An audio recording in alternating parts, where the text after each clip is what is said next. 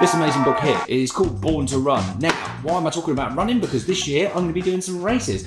I used to do a lot of ultramarathons, running, all that kind of stuff, but I gave it up because I had a kid and life, etc. But it's something that I really enjoyed, something to get back into it. So if you're into running, go get this book, Born to Run by Crispin McDougall, all about ultramarathon running. But in that book, there was a recipe that this guy called Scott Jurek, who was one of the ultramarathon runners, used to eat, and it was beans. So we're going to do a vegan dish. Oh, don't switch off just yet. Hold fire. Now, let me let you into a little story. Daddy, once upon a time, was a nutritional development manager. What that meant is that I could write nutritional meals, and I was quite good at it. So, what we're going to do is talk about beans and vegan. The one thing I want to caveat is, I did a post, I've done lots of vegan recipes, I eat a lot of vegan food. I did a post once and someone said, oh God, no, I said, yeah, let's retrace. I said, vegan food is if it's not seasoned properly, right? And then someone paraphrased me and went, you said vegan food is and I was like, mate, give me a break. Vegan food is terrible, like every food is terrible if you don't season it, if you don't give it some love, if you don't give it some attention. If you are on a veganation diet, one of the things that you're going to need a lot of is protein. Now, you're not going to get like chicken protein, you're going to get a nice whack of protein from this. But the best thing about beans, which is one of the things that veganising isn't very good for, is giving you things that are called high satiety foods. So things that keep you fuller for longer. Things like beans will absolutely smash that out of the park. Let's just go simple. They're full of goodness, you can't deny it. 2, they don't replicate a fake meat.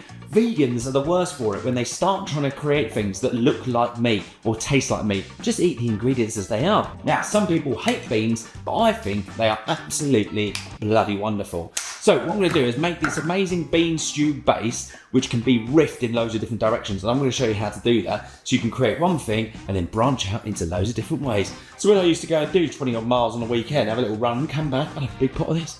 Some eggs, lovely. It's not what you get for 2 cares. Hi.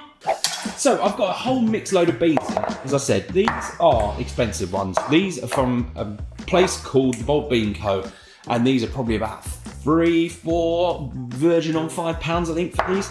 They are wonderful, they're delicious. But things like this, these ones from Ocado, black beans, 55p. These ones here, Mr. Organic, bang, they were gifted, a dookie beans. There's so many and they're so cheap that you can make something very delicious and very versatile. So, we've diced up a couple of onions. It's all about building the base flavours, okay? If you was just to chuck a load of beans in with some onions and just let them bubble away, what's going to happen? It's going to taste rank. If you sweat off these onions, get a bit of sweetness into them, a bit of flavour into them, then you can start developing flavours and having something fantastic. And if you're looking for a little bit of motivation into the new year, don't forget to check out the Stuff podcast. So my new podcast that I've been doing with George Eric is absolutely brilliant. There's loads of episodes. We talk about all the things that you would want to know. We answer your questions. So if there's any burning questions you want to know, think of us like the Dear Deirdre of the food world. And obviously, as we move into 2025, let's all have a little nod to food waste and have a think that we're not all idiots. Eat the food you buy. It's not complicated. If you're doing things like this, grab a little bowl, put it in the fridge, make a stock at a later day. Get this into a pan, and then a nice bit of lube. Don't be shy, there's going to be a lot going in here. Nice pinch of salt. Bosh! Now that sizzle away, let's prep some gold. So as I was saying earlier, I've done quite a lot of ultramarathons and endurance events in my lifetime. I've done a couple of 86 milers where I ran along the coast for about 24 hours. It was absolutely disgusting, but I went back the next year and did it again because I really enjoyed myself. What else have I done? I've done a double Ironman, which was absolutely bonkers. That's where you do an Ironman, you double it, you just do it all together. So you double the swim, double the bike, double the run. The mad thing about it is on the run, you get to run up Snowdon to start off with. It was called the Brutal Ironman, which was absolutely fantastic. Got a friend called Jim who did the triple. And he also did the Decker. Absolutely mental. But the one thing I loved about ultramarathon running opposed to doing a marathon is when you do a marathon, did one in Greece, first question that everyone asks, even if you finish, how long did it take you? Mate, I'm like, I finished a marathon. And when you do an ultramarathon, people don't go, oh, how long did that take? They just say, why? And that's what I loved. I love the psychology of it, the madness of it all. And that's what I'm going to go back to. I'm doing one in March, which is a 6k loop, and you run the loop every hour on the hour for 24 hours. Absolute loads. Right, job done. Go to the pad at the back. So then, for your beans, as I said, you can pick whichever ones you want. I like butter beans, chickpeas, and black beans. You can put whatever you want, a dookie bean. Let's get some dookie beans as well. What are these for? I'm going to go say So a quick way to win, obviously some tin tomatoes, things like this, I love them. Your Cheeto Chipotle chili paste. So these kind of things, an absolute base pump for not a lot, okay? So you could have not a big dry store, you could pick up a couple of things like this, whack it in, and you've got a base that is already built. Things like harissa, you could put things like smoked paprika, you could put your chipotle paste, chili paste, you know, you name it, there's loads of different things. Right, I'm gonna pause here, wait for that to cook, and then I'll be back. Okay, so while things were cooking, I had a little bit of a fridge raid. Now, I always want to talk to you about food waste because I think it's so stupid that food is actually wasted. So I did a video earlier where I needed half the courgette. Look what you can do with a courgette, right? You chop it in half, you chop it down like that, and then you chop it down like this, and you can put it in a stew and eat it. And then look, half a pepper. Just think about it. Really not that hard. That is really badly prepped. So look, here's your onions. Again, what did I say about building layers of flavour? In you go. Okay, now let's think about these beans. I'm a big fan, and this isn't being zero waste, this is just me being a bit of a knob. I'm a big fan of the lube, I quite like it, but some of them are a bit more intense than the others. Some people get really offended by me doing this, but all you gotta think is it is just salty liquid. That just tastes like water. Yeah, a deep beans and water, that's it. This has got no salt in it whatsoever. Yeah. And this is the thing that I always talk to you about food as well. I know that's weird, tastes a bit weird, but with these beans, understanding what a raw ingredient tastes like before using it is so important because they've got a bit of flavour to them, almost like a little bit bitter, a little bit tanniny. When you go to balance the dish at the end, it's good to understand what that flavour is. Right, what should we go for next? So these are a bit more lumpy. Oh, that one looks like something that shouldn't. Okay. Yeah, they taste a bit more funky. Right, so black beans. Black beans is the one that will make your dish go a slightly weird colour. Because look at the colour of that. It's no different to the other one, is it? Salty. So, I'm going to chuck all these beans in. That is zero waste, but that is also... Whoa! The vegans love to use it for the, what is it called? Aquafiber, isn't it? For making things like meringues and all that kind of stuff. But it's also one of those solutions to food waste that I end up going, is anyone actually going to do that? Is anyone going to save their chickpea loo and then make some vegan meringues? Very much doubt it. I may be sitting on the toilet for the rest of the day, but you know what? That hasn't gone to waste. So, tin tomatoes. Doesn't matter what brand you get, how expensive they are, it's all in the taste. You can balance that later on. Right, so I'm going to bring that to a little simmer and dimmer. Come on, mate. I'm probably going to give... This one I know is quite punchy, but it's super smoky. So I'm going to go 1, 2 of those. Let that simmer away, and we'll be back. So, this stew, I know this isn't going to break the internet, but all I want you to understand is that you can make wonderful vegan food if you do taste it and sample it and make things great. This has been tickling away, can you see it? Is that too steamy? Been tickling away for about 30-40 minutes and it can still take a bit longer. Tomatoes are full of water, okay? It's the same with spaghetti bolognese. If you put tin tomatoes in and just bubble it away for about 5-10 minutes, then what will happen is you'll still have all of that water. So you put it on the pasta, water will leach to the bottom and you'll have lumps of tomato. It looks like someone's sick. So what you need to do with tomatoes is cook them out. Take your time, let things bubble away. Someone commented the other week and they were like, oh my God, if it takes you an hour to make a bolognese, how long is it going to take you to make scrambled eggs? Mate, this is where you got to understand. Develop flavours. Take time. If you enjoy cooking, you'll take your time. Right, where's my tasting spoon? Here she is. For a minute now, we haven't even seasoned it. We've done a little bit of salt into the old onions and garlic at the beginning. We put this little sister sledge in. Right. I'm going to draw a picture. Oh, that's spicy. Right in a minute, what I'd say, not in a bad way, the flavour is a bit flat line and it feels a little bit like washy, okay? What I mean by washy is it feels thin, okay? There's no body to it. So I'm going to draw like a little washy line like this. Then what you can do, let's do it at the same time. Right, so first things first is we're going to give it some salt, okay? What that's going to do is it's going to amplify things. It's going to amplify the flavours. It's going to... Different word for amplify is lift them up. Always add, you can take away. If you make that too salty, you're going to have to do a thing called longing it out, where you put more tomatoes in to lengthen out that saltiness. So, add some, have a taste. You'll feel, I love this. You'll feel the difference, right? What happens is, this washiness goes away.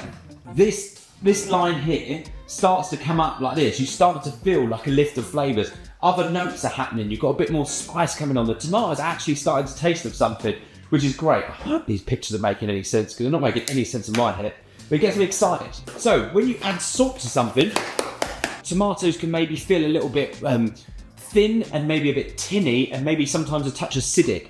So acidity is fantastic, and I'm going to add some more acidity later, but to sort of round off the flavours, the tiniest amount of sugar is really going to sort of go, ooh, something's going on here. This is the only way you become good at cooking, is by adding stuff and tasting it and registering the change. Now that's starting to taste like a tin tomato soup, so it's that almost semi-fake sweetness, which is from that. A little bit of acidity, so you could go lemon juice or you can go with some vinegar. And what this will do, I hope you do this. Let's do it as a shape now. You'll have your flavours like this. Everything feels a little bit balanced. You're going to have sort of a couple of bits like this, which are going to be, you know, maybe the sweetness of the tomatoes coming through. You've got an element of spice. But then the vinegar, what it does is it kind of makes all of this shape just become harmonious. What a word. Mine. It'll become harmonious. All of the sweetness will kind of flow down. All of the spice will start to balance out, and it will be amazing. Trust. There's just something about it. I was getting so excited about balancing flavours. It's so important. Now, what I'm going to do is I'm going to add a little bit of cinnamon, because it almost takes it down that sort of like Middle Eastern vibe, even though you've got some spice in there. And I'm just going to let that tickle away. This gets me so excited. I wish I could explain that better. I'm going to keep thinking about it and come back. If you do want to add a little bit more depth, you could add a bit more miso or something like that. But also something like a stock cube. I don't even know if this is veggie or vegan, but you know, veggie stock cube will do. Let that bubble away for another 10-15 minutes, we'll be back. Right, so here is our lovely stew. What I've done is I've just scooped out some and sieved them out, because I'm going to turn one into a quesadilla. Now, one of the worst things with a quesadilla is when you have so much moisture in there, it ends up going soggy and you can't get that nice crisp and sexiness inside. So I'm just going to put that like that. From this base, this is what I love about cooking, right? You've got your bean base, which is vegan, yeah? What you can do with this now is, hey, that's just chicken, add some chicken to it. Bit of pulled pork, bit of chorizo. Maybe you're a barbecue person, you've done some brisket. All of these things can be sucked into this. Oh, hang on, you're a fishy person. Salmon, right? Cook a bit of salmon, fold it through last minute, even poach it through the sauce. Cod, prawns. If you want to take this away from the veganation, the best way to have it, I would say, is with feta and fresh mint. Big bit of toast, that is banging. In a bowl, feta on top, fresh mint, crusty bit of loaf on the side, slap it in. We're going to take it over here and we're going to do a quesadilla. The only other way that I normally have this is as a soup on its own, vegan, but then you can put an egg on top of it. Absolutely amazing. That's what I used to have for breakfast.